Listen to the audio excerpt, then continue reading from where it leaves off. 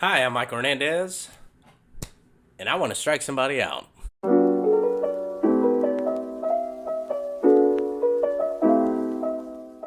Welcome to Rumble Book Club. I'm your host, Mike Hernandez, and this is the show where a normal guy like me can talk about interesting books I've read, old and new, good and bad. So if you like the show, you like the content, you like the books that I talk about, or maybe you just like talking a little bit of baseball with me, you can follow me on Twitter, Parler, and TikTok, and you can subscribe right down below on YouTube and Rumble. But more importantly, be a part of the conversation. We like to grow this channel, get more people reading, more people excited about reading, getting books, spending more time actually reading stuff instead of being on a screen. So comment down below, let me know if there's any books you want me to cover, and I'll be happy to add them to the list and maybe even get them onto the show and give you a shout out for recommending me to a good book. Today we're going to cover an awesome book I read back in high school. I really enjoyed it, and I think you will too. Today we're going to cover Babe Ruth, Launching the Legend by Jim Reisler. So this book follows the story of baseball's greatest player and one of the most well-known athletes of all time from his arrival to New York and through the rest of his career as a Yankee. So we're going to get into our three-part criteria of the book, starting with the aesthetics, how it looks, how it pops off the shelf. Secondly, its readability, how it reads to just a normal person like me. And then finally, its content, what it's actually like between the covers. Let's start with the aesthetics. So this is a unique take to turn little strips of film, little cuts of film into a cover. It makes it a little busier, but I actually kind of like it. I know I've been known to say I like boring book covers, but in this case, I kind of make a soft exception. You see the Babe Ruth's massive swing here. There's this famous swing where it's all or nothing, and then the title is very prominent, which I really like. It's kind of this unnecessary quote. I think it hides a little bit of, especially the good part of the Babe Ruth's swing as he's getting into it. I think it's kind of unnecessary, but nonetheless, the cover is overall really solid. I'm gonna give it a strong 8 out of 10. Oh, I just want to hit a home run! Let's get into the readability. Reisler makes the business and the sport of baseball very approachable, even to a layman, someone that has no real experience in baseball. Anyone who has an interest in baseball or athletics in general, or even show business or American history, is gonna find this a book that's actually kind of hard to put down because it really holds your interest. It's very gripping. There are quite a few people to keep track of, but Reisler is able to take that in stride so that you have time to get comfortable with all the players that were in Ruth's world.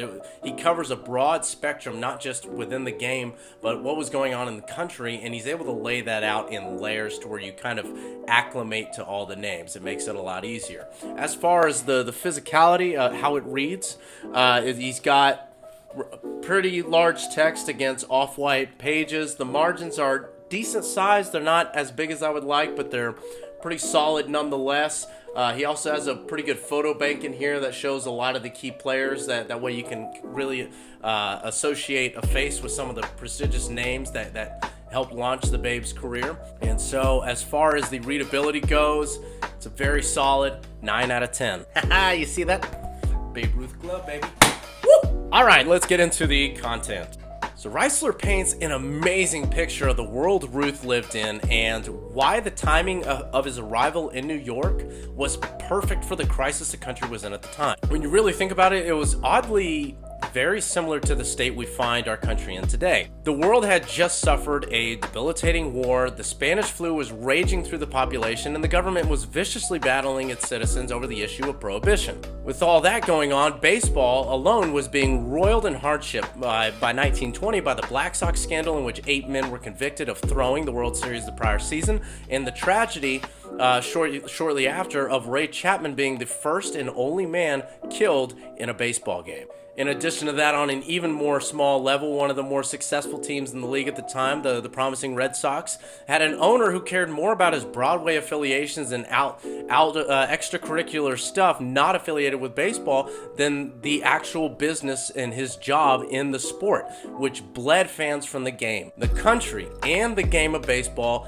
needed a shining light, someone that they could look to and say, There's promise for the future. The trade of Babe Ruth to the Yankees proved to be the antidote to all of that chaos, in the very least in the game of baseball, but perhaps it would become the focus of a country that was going through turmoil. What Reisler does a good job in this book with is really paving over that generalized view of Babe Ruth, that he was just this colossal power hitter. So Reisler does a good job saying that Ruth is known today as a colossal home run hitter, but as an athlete in person, he was much more than that. Before he gained the famous kind of chunky body that he carried to the end of his career, that kind of beer belly, Ruth was actually a legitimate athlete. Like he was pretty cut, especially compared to athletes at the time, and he could hit for average as well.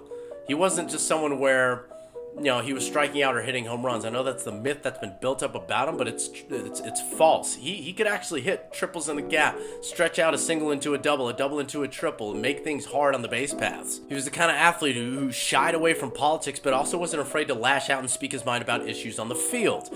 He was kind of a loose cannon off the field. He was carousing and drinking, but he could also be a hard-nosed businessman and negotiator on the other end. He had a temper that could have him screaming at umpires over a missed call, or even in his manager's face in some cases, in 1 minute, but then the very next minute, he had this childish humility to just approach that same umpire or manager after a game, hat in hand, and sincerely apologize and look them in the eyes, and they knew in that moment that, like, this is a man that actually feels sorry for the way he behaved. He was a man that carried all of the power and the promise and the nuance that makes America such a great place, which is why he's not just such a beloved figure today, even by non-Yankees fans, but he's also a very good emblem of what America is. Someone that has faults, that has shortcomings, but also has this enormous ability to change the world. It's a fantastic read with phenomenal content. The content is a strong, perfect 10 out of 10. I found this book at Barnes & Noble. You could probably still find it today at just about any any bookstore.